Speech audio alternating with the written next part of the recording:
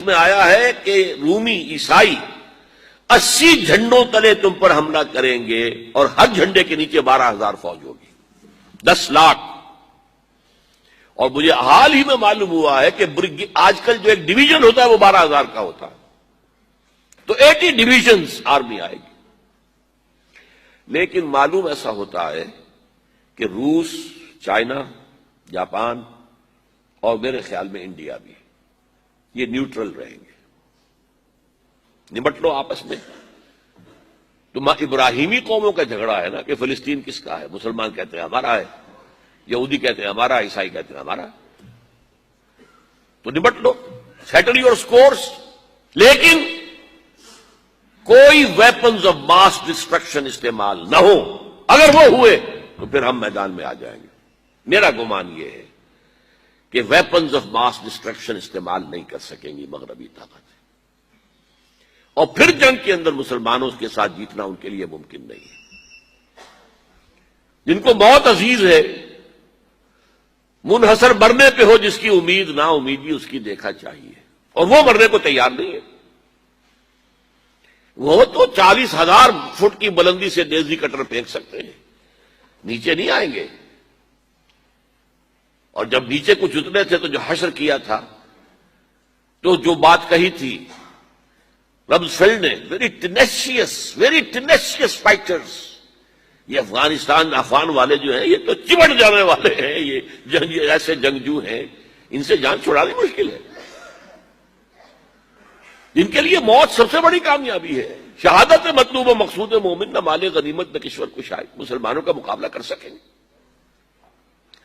یہ ہے میرا گمان، واللہ اعلم۔ بہرحال پہلا مرحلہ کسی اجمی ملک میں جو میرے نزدیک پاکستان اور افغانستان پہ مشتمل ہوگا، خلافت کا نظام پہلے آئے گا، پھر یہاں سے فوجیں چلیں گی، حضرت مہدی کی حکومت قائم ہوگی، پھر وہ حضرت مہدی جو ہے وہ جہاد کریں گے، قتال کریں گے، اور اس قتال کے آخری مرحلے پر حضرت عیسیٰ علیہ السلام بھی نازل ہو جائیں گے، اور غالباً ان کے ذریعے سے پھر جتنا الیکٹرانک ان کا حساب کتاب ہے وہ ختم ہو جائے گا۔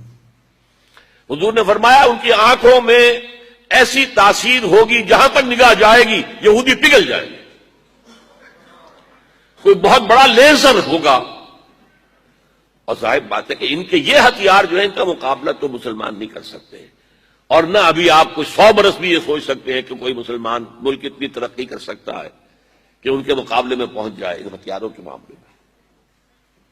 تو یہ اصل میں جو شخص سراپا معجزہ تھا، حضرت عیسیٰ جو ہے سراپا معجزہ، پیدائش معجزہ، آسمان پر اٹھایا جانا معجزہ، خلق حیات، بنایا مٹی کا پرندہ، پھونک ماری اڑنے لگا، احیاء موتا، مردہ کو کہا اٹھو قم باذن اللہ، اٹھ گیا، چلنے لگا، مادرزاد اندھے کے آنکھ پر ہاتھ پھیری اور اس کو آنکھیں اللہ نے دے دی، کوڑھی کے جسم پر ہاتھ پھیرا اور کوڑ صاف۔ اس سے بڑے معجزے تو کسی کو دیے ہی نہیں گئے، سراپا معجزہ۔ وہی آ کر آخری جو بھی ہوگا معاملہ، اس کے اندر حضرت عیسیٰ کی معجزاتی شخصیت جو ہے در حقیقت وہ فیصلہ کن ہوگی۔ حضرت عیسیٰ کے آنے کے بعد 2 نتیجے نکلیں گے۔ عیسائیوں کا مذہب ختم ہو جائے گا۔ حدیث میں آیا ہے کہ عیسیٰ آئیں گے، یکسر الصلیب و یقتل الخنزیر، صلیب کو توڑ دیں گے۔ کیا مطلب؟ کہاں تم صلیب اٹھائے پھر رہے ہو؟ میں صلیب دیا ہی نہیں گیا، یہ سب تمہارا ایک من گھڑت قصہ ہے، مجھے تو اللہ نے پہلے اٹھا لیا تھا، وما قتلوہ وما صلبوہ۔ صلیب ہی پر کھڑی ہوئی ہے عیسائیت ساری کی ساری، اور خنزیر کو قتل کر دی۔ خنزیر تم نے کیسے حلال کر لیا اپنے لیے؟ کبھی اسلامی شریعت کے اندر موسیٰ کی شریعت میں حرام تھا، وہی موسیٰ کی شریعت میں تمہیں دے کر گیا تھا۔ Don't think I have come to destroy law, یہ لا تم پر نافذ رہے گا۔ گویا کہ عیسائی مذہب ختم ہو کر اسلام میں منتخب ہو جائے گا، یہودی ایک ایک ختم کر دیا جائے گا۔ یہودی کیوں اس انجام کے مستحق ہیں؟ اللہ کا پرانا قاعدہ چلا آ رہا ہے، جس قوم کی طرف کسی رسول کو بھیجا، اگر قوم نے بحیثیت مجموعی رسول کا انکار کیا وہ ہلاک کر دی گئی۔ قوم نوح ہلاک ہوئی یا نہیں؟ قوم ہود، عاد ہلاک ہوئی یا نہیں؟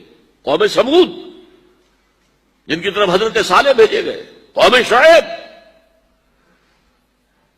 عمورہ اور صدوم کی بستیاں، آل فرعون، یہودیوں کی طرف حضرت عیسیٰ کو رسول بنا کر بھیجا گیا تھا، انہوں نے رد کر دیا، محمد رسول اللہ کو رد کر دیا صلی اللہ علیہ وسلم۔